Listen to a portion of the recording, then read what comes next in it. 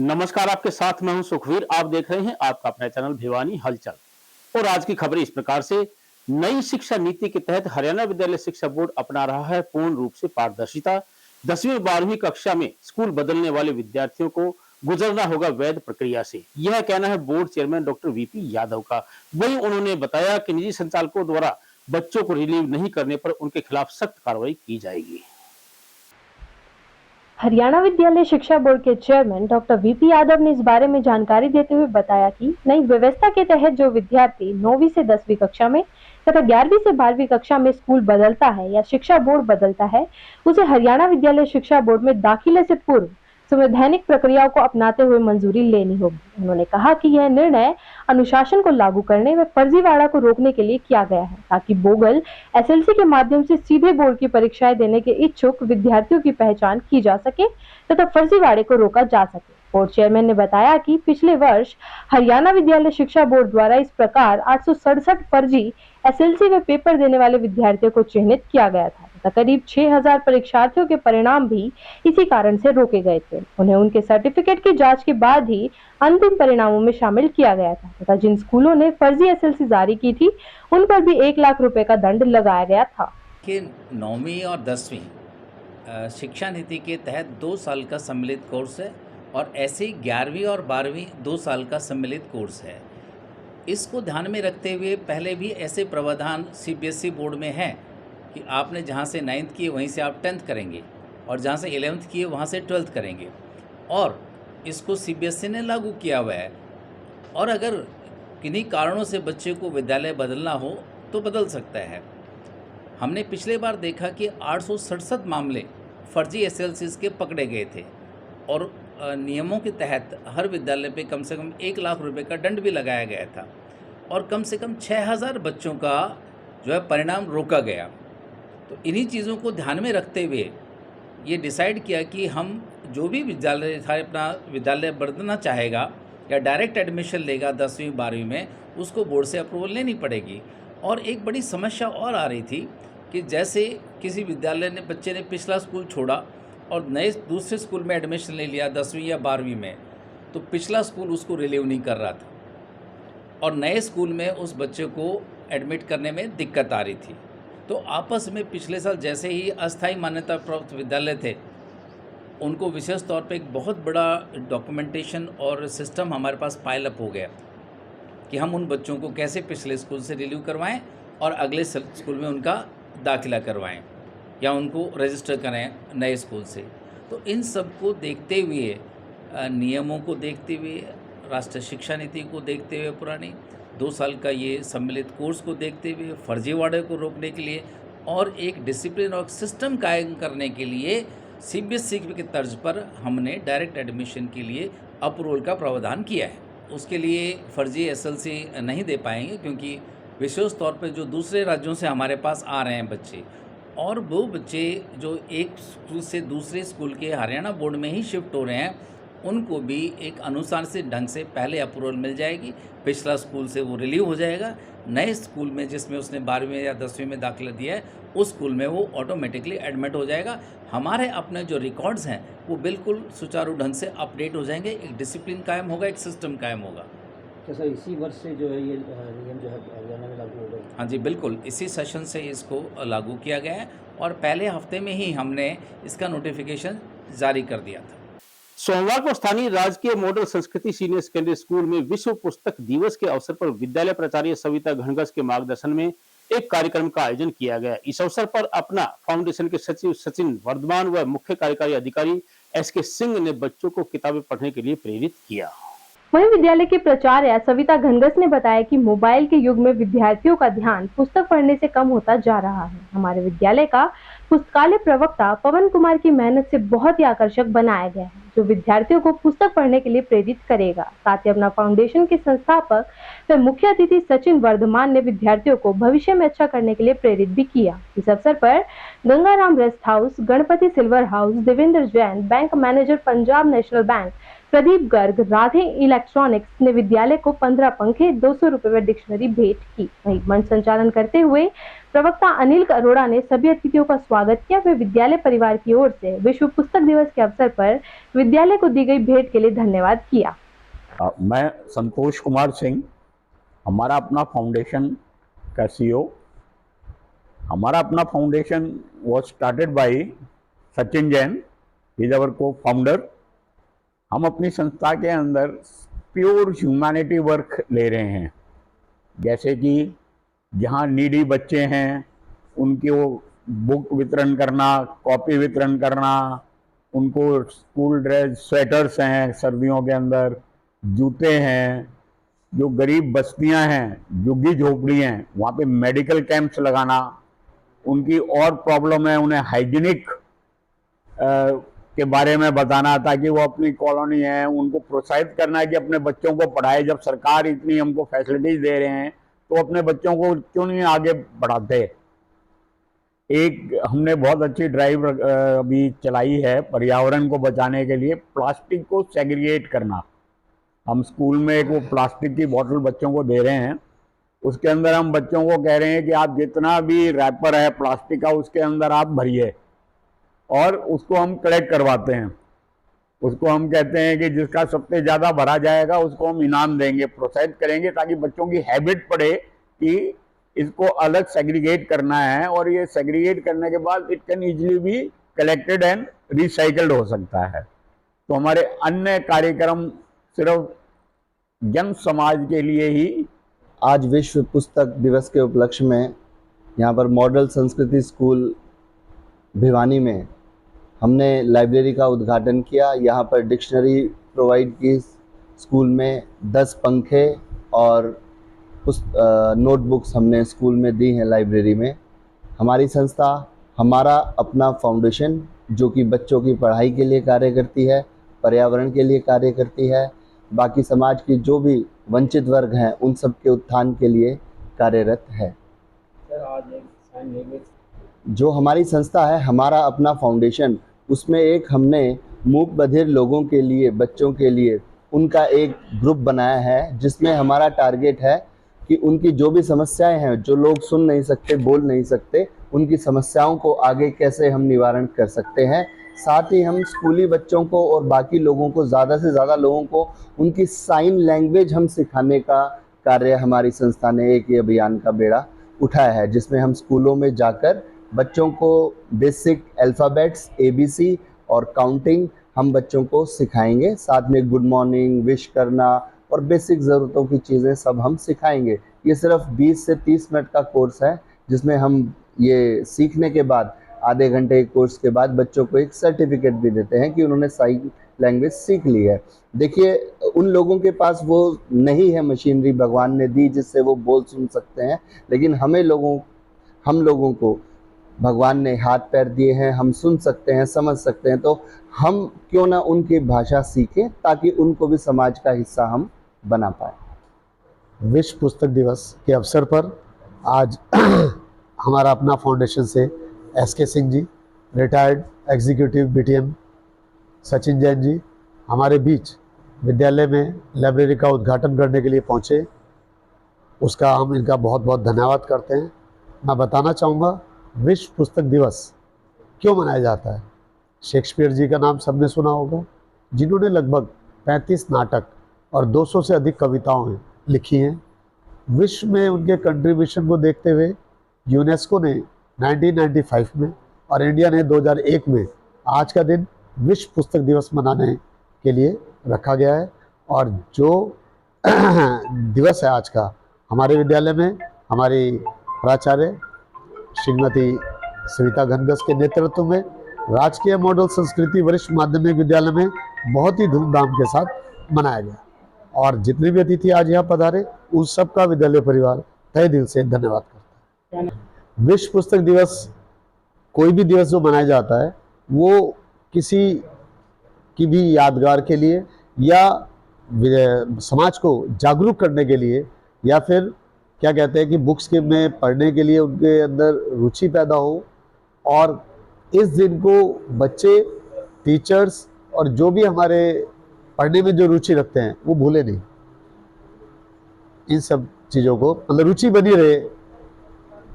जैसे पर्यावरण दिवस मनाया जाता है तो उस दिन हम पर्यावरण की शुद्धि के लिए कार्यक्रम जगह जगह रैली निकालते हैं।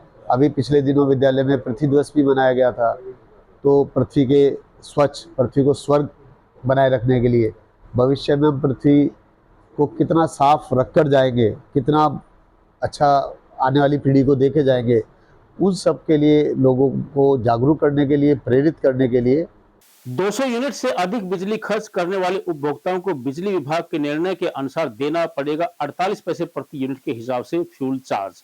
प्राप्त जानकारी के अनुसार बिजली विभाग ने फ्यूल चार्ज को 37% से बढ़ाकर 48% कर दिया है। आपको बता दें कि बिजली फ्यूल चार्ज बढ़ने का लगभग 3 लाख बिजली उपभोक्ताओं पर असर पड़ेगा। सरकार ने 1 अप्रैल से बिजली बिल पर फ्यूल चार्ज 37% से बढ़ाकर 48% कर दिया है। इसमें 11% की बढ़ोतरी की गई है। अब जो उपभोक्ता महीने में 200 यूनिट से ज्यादा बिजली खर्च करेगा उसे प्रति यूनिट 48% फ्यूल चार्ज देना होगा, जबकि 5 पैसे प्रति यूनिट के हिसाब से टैक्स लेवी के रूप में बिलों में जोड़ा जाएगा। इसके चलते 200 से ज्यादा यूनिट खर्च करने वाले उपभोक्ताओं को कम से कम 100 रुपए अतिरिक्त बिल राशि भरनी होगी और फिलहाल यह जून महीने तक चार्ज रहेंगे। इसलिए 3 महीने तो उपभोक्ताओं को यह बढ़ा हुआ फ्यूल चार्ज राशि भरनी ही होगी। फ्यूल सरचार्ज अभी महकमे ने डी 14/2023 सर्कुलर के हिसाब से 1 अप्रैल 2023 से लागू किया है। ये 47 पैसे पर यूनिट है। 47 पैसे पर यूनिट के हिसाब से सभी कैटेगरी पर लगेगा, जो एक्सेप्ट एपी कैटेगरी। और ये गवर्नमेंट की डायरेक्शन, निगम की जो सर्कुलर के हिसाब से सभी कंज्यूमर से चार्ज होगा, कृषि उपभोक्ताओं को छोड़ के। हालवास गेट पर सीवरेज के मेन होल के धंसने के कारण क्षेत्रवासियों को करना पड़ रहा है अनेक समस्याओं का सामना। उन्होंने बताया कि पुरानी सीवरेज लाइन पर पिछले 4 महीनों से कार्य चलने के कारण ये समस्या बनी हुई है। वहीं जब इस बारे में जन स्वास्थ्य विभाग के कनिष्ठ अभियंता आशीष कुमार से बातचीत की गई तो उन्होंने बताया कि पिछले 4-5 महीने से सीवरेज की समस्या हालवास गेट पर बनी हुई थी तथा जमीन में धंसने के कारण इसको नए सिरे से सीवरेज का कार्य शुरू किया गया है। वह जल्द ही इस कार्य को पूरा कर लिया जाएगा और शहरवासियों को समस्या से निजात मिलेगा। बीते दिनों तोशाम में पकड़े गए गोवंश से युक्त आयसर कैंटर मामले में पुलिस विभाग द्वारा कोई भी कार्रवाई नहीं करने पर गोरक्षा दल के प्रधान संजय परमार के नेतृत्व में भिवानी सड़कों पर प्रदर्शन किया गया। वहीं उन्होंने लघु सचिवालय पहुंचकर एक ज्ञापन पुलिस अधीक्षक को सौंपा। गौरतलब है कि हरियाणा सरकार द्वारा 2015 में गो संवर्धन एक्ट बनाया गया है, जिसमें गोवंश को एक स्थान से दूसरे स्थान पर ले जाने के लिए जरूरी दिशा निर्देश दिए गए हैं, जिसके अनुसार तोशाम में पकड़े गए कैंटर के पास ना तो मेडिकल सर्टिफिकेट था और ना ही एक जिले से दूसरे जिले में ले जाने के लिए जरूरी परमिट तथा किसी भी गाड़ी में 6 बैलों को एक साथ ले जाया नहीं जा सकता। लेकिन इस केस में भारतीय संविधान के सभी कानूनों की धज्जियां उड़ाई गई। गो सेवकों द्वारा बार बार हरियाणा सरकार के कानून की दुहाई देने के बावजूद भी एसएचओ तोशाम ने अपनी मनमानी करते हुए सिर्फ सरपंच के हस्ताक्षर को ही परमिट मानकर गाड़ी को छोड़ दिया गया। इसी कड़ी में आज भिवानी के गो सेवकों ने जेल वाले पुल के नीचे गौशाला में प्रदर्शन किया। 21/4/2023 को हमने तोशाम और शिवानी के अंदर 3 गाड़ियां पकड़ी थी। तोशाम के अंदर तो हमने एक आइसर कैंटर में 6 बैल पकड़े। एसएचओ तोशाम को बुलाया गया तो एसएचओ तोशाम बुलाइए तो जमींदार हैं, मेले में लेके जा रहे हैं। तो जी कोई कागज है इनके पास, कागज सिर्फ सरपंच की मोहर थी उनके पास, भाई ये आदमी ठीक है और मेले में प्रदर्शनी के नाम पे ले जा रहे हैं। भाई अगर एक गाड़ी के अंदर 6 बैल और प्रदर्शनी में लेके जा रहे हैं, नंबर 1 बात तो मेला ही प्रतिबंधित है हरियाणा में, और प्रतिबंधित है और फिर भी लेके जा रहे हैं तो भी कागजी कार्रवाई पूरी करानी चाहिए। अब उनको यूं ही नहीं पता कागजी कार्रवाई क्या होती है। मेडिकल सर्टिफिकेट और परमिट की जरूरत होती है, ना तो मेडिकल सर्टिफिकेट का तो था उनके पर, ना परमिट था, और पुलिस ने फिर भी छोड़ दिया उनको। सिर्फ किस लिए? सरपंच की मोहर के ऊपर। सरपंच के पास क्या अथॉरिटी है भाई वो 6 बैलों को ले जाने के लिए राजस्थान की परमिशन दे सकता है क्या? मैं 6 अगर दारू की बोतल लेके जाऊंगा इस सड़क से उस सड़क पे भी नहीं ले जाने देंगे मेरे को पुलिस वाले। तो 6 बैल ले जाने की परमिशन बड़ी दे दी उन्होंने राजस्थान में, मेरे को 6 दारू की बोतल लेके नहीं जाने देंगे। तो ये तरीका क्या हुआ मेरे समझ में नहीं आया। गो संवर्धन एक्ट 2015 की लगातार सरासर धज्जियां उड़ाई गई। उसके बाद 2 गाड़ियां हमने पिकअप डाला, शिवानी में पकड़ा उसी रात को ही। वहां पे भी दोनों गाड़ियों में 2-2 बैल थे और वो पशु क्रूरता अधिनियम के तहत तो कम से कम मुकदमा दर्ज होना चाहिए था। उनको यूं ही नहीं पता पिकअप डालने के अंदर कितने बैल हो सकते हैं। पिकअप डालने के अंदर कानून के हिसाब से एक भी बैल वहां पे जरूरत वो नहीं जा सकता, लेकिन उनको पता ही नहीं, वो 2-2 लेके जा रहे हैं। तो पशु क्रूरता तो बनती है। मान लो चलो गो संवर्धन एक्ट के तहत आप मुकदमा दर्ज नहीं कर रहे हैं तो पुलिस तो सरासर खुद ही कानून तोड़ने पर तुली हुई है। हम SHO तोशाम और SHO शिवानी दोनों के खिलाफ हम आज यहाँ पे प्रदर्शन करने के लिए आए हैं। पिछले महीने की 27 तारीख को भी छोटे हाथी के अंदर 2 बैल थे और SHO शिवानी ने वो भी छोड़ दिए। 1 महीने के अंदर अंदर उन्होंने 3 गाड़ियां छोड़ दी। और देखिए कमाल की बात, हिसार ज्यादा दूर नहीं है तोशाम से, शिवानी से तोशाम से। हिसार के अंदर छोटा हाथी के अंदर 27 तारीख को ही 2 बैल थे, वहां पे वो मुकदमा दर्ज 2 संवर्धन एक्ट का हो गया। हिसार पुलिस तो उनके खिलाफ मुकदमा दर्ज कर रही है और भिवानी पुलिस उनको चाय पिला के छोड़ रही है। एक आपकी नंबर 1 बात तो कानून की पालना की जाए। हम कह रहे हैं भाई चलो कानून की तो पालना कर दो। जो सरकार ने कानून बनाया है, एक भाई मेडिकल सर्टिफिकेट और परमिट वो तो मांग लो, उसके बिना क्यों किसी के गवर्नमेंट को बाहर जाने दिया जा रहा है, जबकि ये रूल ही नहीं है। मेले भी प्रतिबंधित है और एक जिले से दूसरे जिले में भी नहीं जा सकते गवर्नमेंट, और ये राज्य से दूसरे राज्य में भेज रहे हैं। हमारी मांग है कि नंबर 1 बात तो इसके कानून की पालना की जाए। दूसरा, जिन SHO ने ये नेग्लिजेंसी की है उनके खिलाफ सख्त से सख्त कार्रवाई की जाए।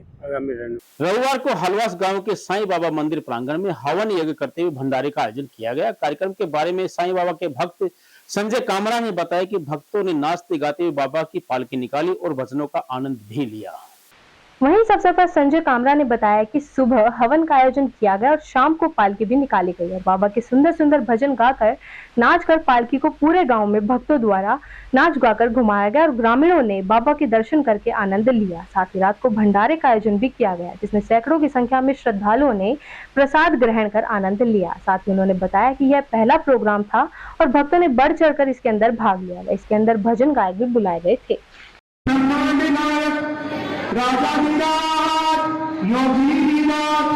परब्रह्म श्री सच्चिदानंद समर्थ सद्गुरु बड़े साईनाथ महाराज की आइए आप शुभ